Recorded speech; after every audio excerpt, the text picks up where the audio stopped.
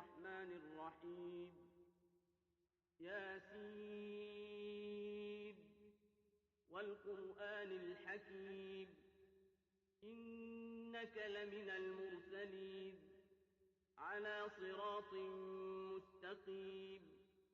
تنزيل العزيز الرحيم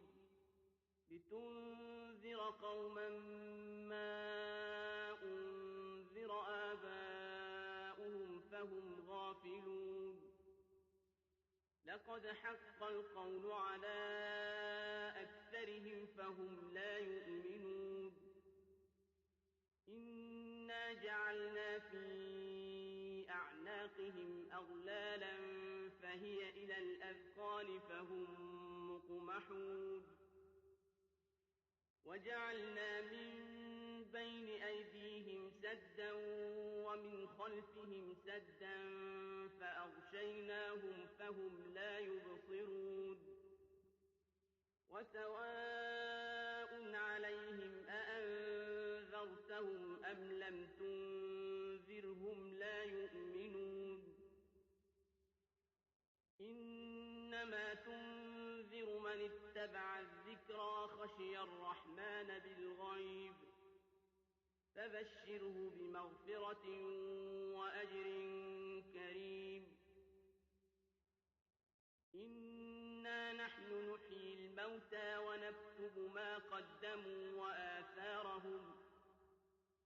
وكل شيء أحصيناه في إمام مبين واضرب لهم مثلا أصحاب القرية إذ جاءها المرسلون إذ أرسلنا إليهم اثنين فكذبوهما فعززنا بثالث فقالوا إنا إليكم مرسلون قالوا ما أنتم إلا بشر مثلنا وما أنزل الرحمن من شيء إن أنتم إلا تكذبون قالوا ربنا يعلم إنا إليكم لمرسلون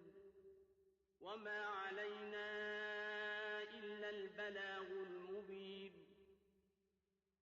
قالوا إنا تطيرنا بكم لئن لم تنتهوا لنرجمنكم وليمسنكم منا عذاب أليم قالوا طائركم معكم أئن ذكرتم بل أنتم قوم مسرفون